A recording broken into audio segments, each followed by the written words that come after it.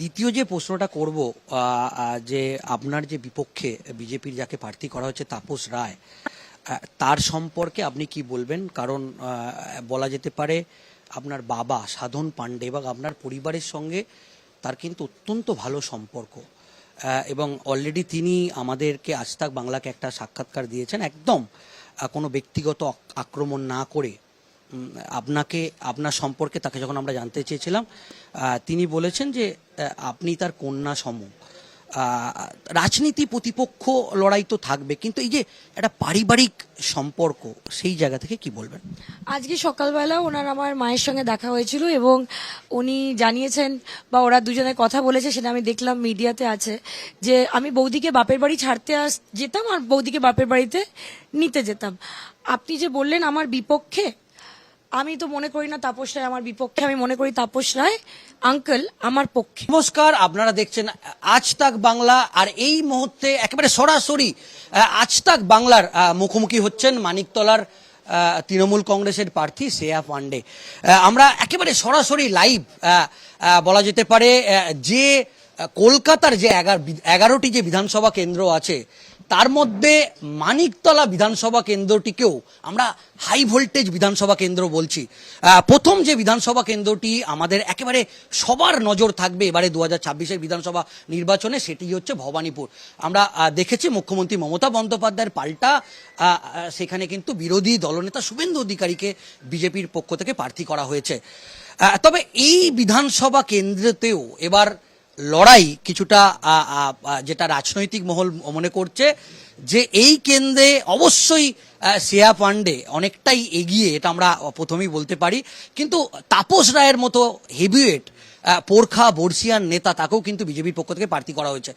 এখন বলা যেতে পারে মানিকতলার জনগণ, জনতা জনার্দন এবং সাধারণ যারা ভোটার আছে, তারাই একেবারে শেষ সিদ্ধান্ত নেবে যে এই বিধানসভা কেন্দ্র থেকে তারা শেষ পর্যন্ত কাকে বেছে নেয়। একেবারে প্রার্থী সকাল থেকে শ্রেয়া পাণ্ডে, তিনি সকাল থেকে প্রচার করছেন। এই মুহূর্তে মানিকতলা বিধানসভা কেন্দ্রের একটি আবাসনে এই মুহূর্তে তিনি যারা সাধারণ ভোটার আছে বা তাদের, আমি দেখছিলাম যে তাদের সমস্যার কথা তিনি শুনছিলেন, এবং সরাসরি আমরা চলে যাব আমাদের প্রার্থীর কাছে। প্রচার শুরু করেছেন, আমি অনেকটা জ্ঞান দিলাম বলা যেতে পারে। সত্যি কি ভবানীপুরের পর যে 11টি বিধানসভা কেন্দ্র আছে, এটাকেও আমাদের বিচারে আমরা বলছি হাই ভোল্টেজ বিধানসভা কেন্দ্র, একেবারে 2 নম্বর আমরা রাখছি। প্রার্থী অবশ্যই তারকা প্রার্থী, কি বলবেন? গুড মর্নিং সুজয়, কি বলবো, আমি কনফিডেন্ট। আমরা কাজ করেছি, আমাদের মাননীয় মুখ্যমন্ত্রী এত প্রকল্প করেছেন, মানুষের পাশে থেকেছেন। আমি কাজ করেছি, আমার এখানে বাবা দীর্ঘদিন কাজ করেছেন। আপনি একটা কথা বললেন যে আমি এখানে হাউজিং সোসাইটিতে বসে তাদের সমস্যার কথা শুনছি। আমি হাউজিং সোসাইটির সবাই এখানে বসে আছে, তাদের সবার সঙ্গে জিজ্ঞেস করলাম যে আপনাদের কি সমস্যা। তো আমাকে আঙ্কেল বললেন যে আমাদের কোনো সমস্যা নেই, তুমি জিতে এসো, এটাই আমরা চাই। তো আমাকে কিছু আগে একটা বস্তিতে লোক ঘিরে ধরলো। তো এর আগে একটা অন্য প্রেস ছিল, তারা ঘিরে ধরে তারা শুনতে গেল যে কি প্রবলেমের কথা বলছে। তারা ঘিরে ধরে বলল যে শোনো, আমি আমার টাকায় পুজো দেব, আমি আমার টাকায় গিয়ে তারকেশ্বরে পুজো দেবো, তোমার জন্য ডন্ডি কাটবো যাতে তুমি এসে যেত, কিন্তু আমার একটা শর্ত। আমি বললাম কি শর্ত? বললো আমার বাড়িতে এসে কিন্তু আমি জানি তুমি চিকেন খাও, ভাত আর চিকেন খেতে হবে। ঠিক আছে, খাবো। সেটা হচ্ছে যে দ্বিতীয় যে প্রশ্নটা করব, যে আপনার যে বিপক্ষে বিজেপির যাকে প্রার্থী করা হচ্ছে তাপস রায়, তার সম্পর্কে আপনি কি বলবেন? কারণ বলা যেতে পারে আপনার বাবা সাধন পাণ্ডে এবং আপনার পরিবারের সঙ্গে তার কিন্তু অত্যন্ত ভালো সম্পর্ক, এবং অলরেডি তিনি আমাদেরকে আজ তাক বাংলাকে একটা সাক্ষাৎকার দিয়েছেন, একদম কোনো ব্যক্তিগত আক্রমণ না করে। আপনাকে আপনার সম্পর্কে তাকে যখন আমরা জানতে চেয়েছিলাম, তিনি বলেছেন যে আপনি তার কন্যা সম। রাজনীতি প্রতিপক্ষ লড়াই তো থাকবে, কিন্তু এই যে একটা পারিবারিক সম্পর্ক, সেই জায়গা থেকে কি বলবেন?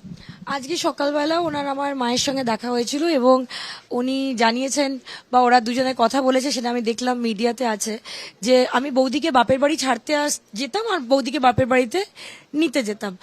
আপনি যে বললেন আমার বিপক্ষে, আমি তো মনে করি না তাপস রায় আমার বিপক্ষে, আমি মনে করি তাপস রায় আঙ্কেল আমার পক্ষে। কারণ হয়তো ওনাকে বিজেপি দল দাঁড় করিয়েছে, কিন্তু সেই জায়গায় উনি কিছুতেই আমার বা আমার পরিবারের বিপক্ষে নয়। উনি কোনো একটা স্ট্র্যাটেজিক কারণে বা কেউ ওনাকে এটা পুশ করেছে, কারণ মানিকতলা তার তার লড়ার পছন্দের বিধানসভার মধ্যে নয়, এটা আমি জানি। তার কারণ হয়তো বিজেপি যেন ভুল না করে যে তাপস রায় কিন্তু আমাদের দলেও ছিলেন। আমি কিন্তু জানি তার পছন্দের বিধানসভা কোনটি ছিল, এবং আপনি কান পাতলেই শুনতে পারবেন যে তার পছন্দের 4টি বিধানসভা ছেড়ে তাকে একটি আননোন বিধানসভাতে 24 আওয়ার্স আগে চেঞ্জ করে দেওয়া হয়েছে। খবর আমরা রাখি, ঠিক আমরা জানতে পারি যে কি হয়েছে, কিন্তু সেটা তার দলের বিষয়। যে কোনো লোকই দাঁড়াতে পারে, প্রতিপক্ষ থাকতেই পারে, কিন্তু এই বিধানসভা নির্বাচনে আমার কোনো প্রতিপক্ষ নেই, প্রতিটি পক্ষ আমার পক্ষে। সেটা যে আমরা দেখেছি যে সারা বছর আপনি মানিকতলার বিধানসভার মানুষের সঙ্গে থাকে, সেটা আপনার সোশ্যাল মিডিয়া, সেই ছবি আর নতুন করে বলার কিছু নেই। একেবারে গলিতে গলিতে বাড়িতে বাড়িতে আপনি চলে যান, আই টু আই কন্ট্যাক্ট, এলাকায় এলাকায় আপনার নেম টু নেম মার্কিং করেন। আমি ইন্টারভিউর একেবারে প্রথমেই যেটা বলেছিলাম যে আপনি এগিয়ে আছেন, কিন্তু এবার কি সত্যি বিরোধী দলের যে প্রার্থী বা বিজেপির প্রার্থী, সেটা দেওয়ার পর আপনার কি মনে হচ্ছে শেষ পর্যন্ত আপনি এগিয়ে থাকবেন, এটা কি বলতে পারবেন? দেখুন, ওদের প্রচুর টাকা, ওরা টাকার বেসিসে ভোট করছে, প্রচুর টাকা ওদের কাছে দুটো জিনিস আছে, একটা হলো টাকা, একটা হলো কমপ্লেন। আপনি দেখুন, আমরা একটা হাই রাইজে গিয়েছিলাম, আমি দেখলাম যে আমাদের এখানে যে আগের বারের প্রার্থী ছিল তিনি ঘুরছেন দুটো সিআরপিএফ নিয়ে। আচ্ছা, পুলিশ নিয়ে ঘুরবেন আপনি একটা হাই রাইজে, একটা ভদ্র জায়গায়, একটা ভালো এলাকায়? এত পুলিশ কিসের দরকার? হাই রাইজের লোক আপনাকে অ্যাটাক করছে, এত পুলিশ কিসের, এত প্রোটেকশন কিসের? মমতা বন্দ্যোপাধ্যায় রাস্তায় একা হাঁটেন, কোথাও গেলে কারোর সঙ্গে গিয়ে একা কথা বলেন, বলে তোমরা সরে যাও। এত প্রোটেকশন, এত কিসের এত দরকার? সেটা হচ্ছে আপনার বাবা সাধন পান্ডে, তিনি প্রায় 40 বছরের এখানকার আমরা 11তম নির্বাচন লড়ছি, 10 বার বাবা, 1.5 বছর মা, এবং 11তম, এটা 10তম এবং এটা 11তম নির্বাচন মানিকতলায়। সেটা হচ্ছে যে আপনার বাবা এই বিধানসভা কেন্দ্রে অনেক কাজ করেছেন, এবং আমরা এখনো পর্যন্ত দেখেছি, বলা হয় মানিকতলা মানে আপনাদের পরিবারের সঙ্গেই এই জিনিসটা আমরা দেখেছি যে আপনাদের পরিবারের পক্ষেই থাকে। সেক্ষেত্রে আপনার বাবার পর আপনার মা যখন দাঁড়ালেন, একটা রেকর্ড মার্জিন